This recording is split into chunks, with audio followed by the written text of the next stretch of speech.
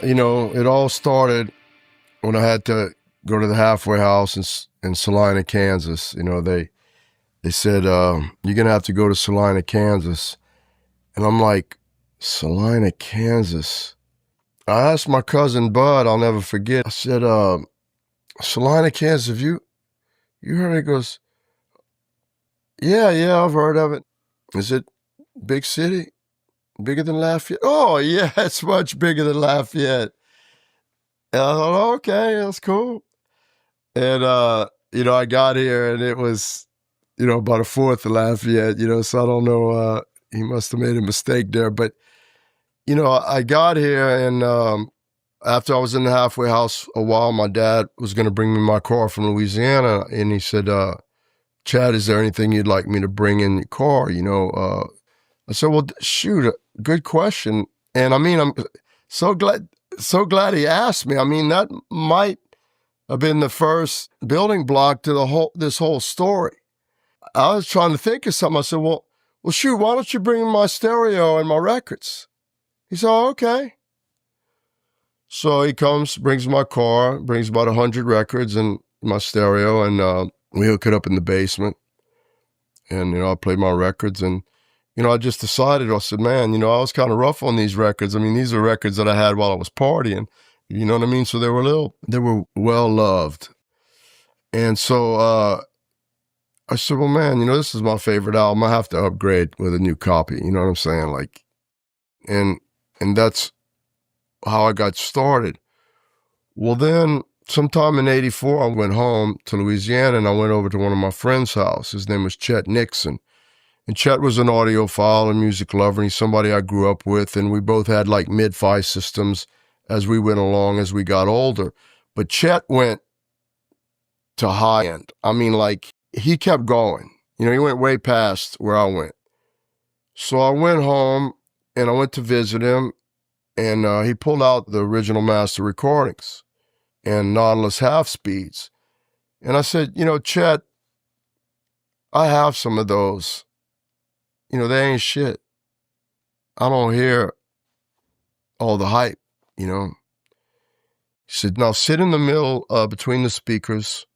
And I'm like, why you want me to sit in the middle? He goes, Chad, look, just trust me. Just do it one time. Just sit in the middle. So I'm still, yakking. And he's like, Chad, close your mouth. Then he started explaining how to listen and what to listen for, and that it's subtle. It's not going to jump out of the speakers and slap you. You know what I mean? He said, just listen to one song without talking. And man, I heard it, and the light bulb just bing. I mean, that was like big moment for me right there. So I was like, wow. This is cool, man. That sounded awesome. I want more of that. So then he started showing me all the original master recordings and Nautilus and different things. He goes, okay, this one goes for $100. This one goes for $200. This one goes for $50. This one goes for $40.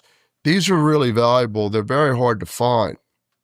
So anyway, I come back to Salina and I go to our record store. In the corner of the record store, they have about 400 audiophile records in this little store in Salina. So there's another key moment. One key moment, my father bringing my stereo. Another key moment, Chet playing an audiophile record. Big key moment is this record store had a buttload of these things. Not a shitload, but a buttload. But I called Chet, hey, Chet, and I'd call him and I'd tell him every one they had. Well, shoot, he knew. He said, give me the Deja Vu, give me the Zeppelin 2, give me the Aqualung.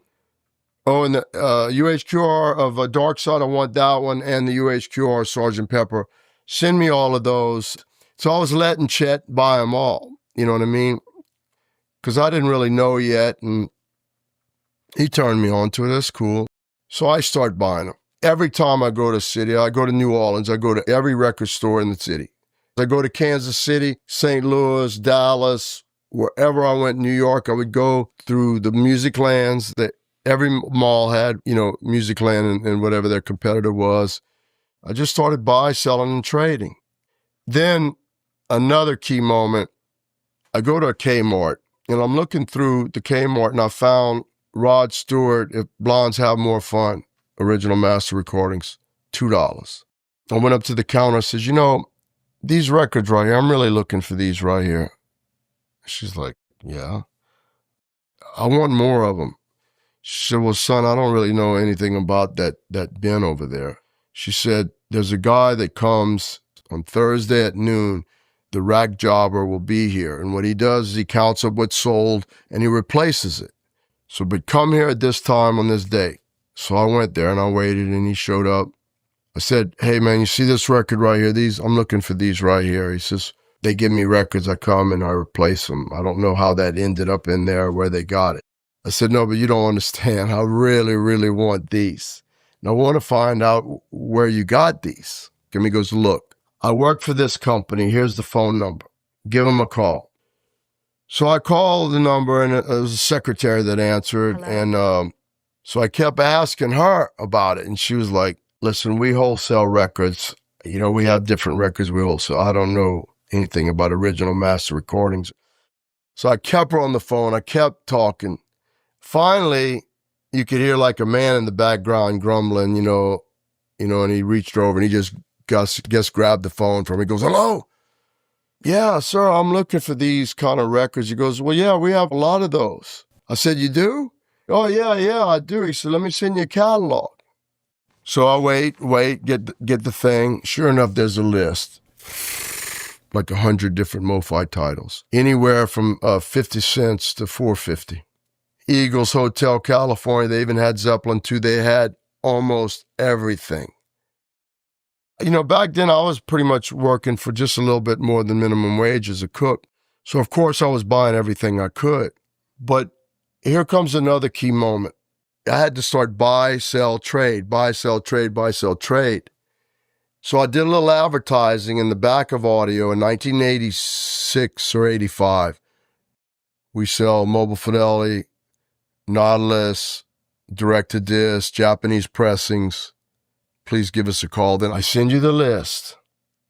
Any 10 MoFis on this list for $100. No taxes, no shipping. So somebody would call you, you'd ship them your catalog, and we'd hand type. My father helped me a lot. We'd hand type.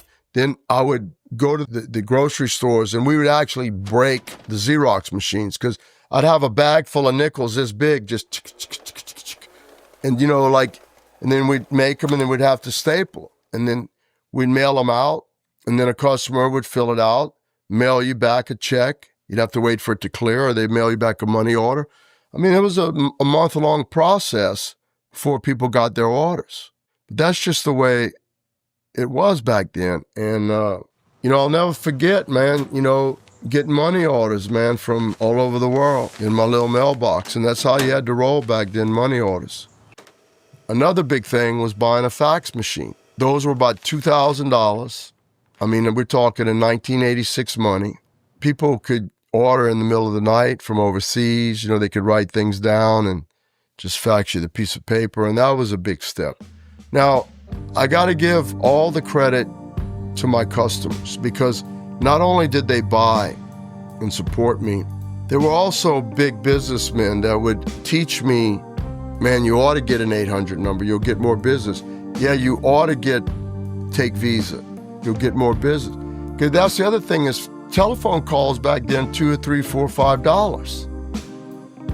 $5. Like for somebody to call you. So you got an 800 number, you got a Visa. So I would say that definitely qualifies for another step.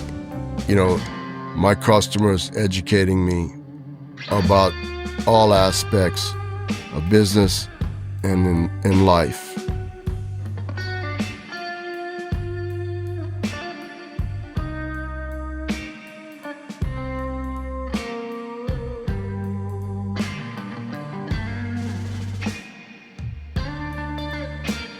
Please like and subscribe for more Audiophile content.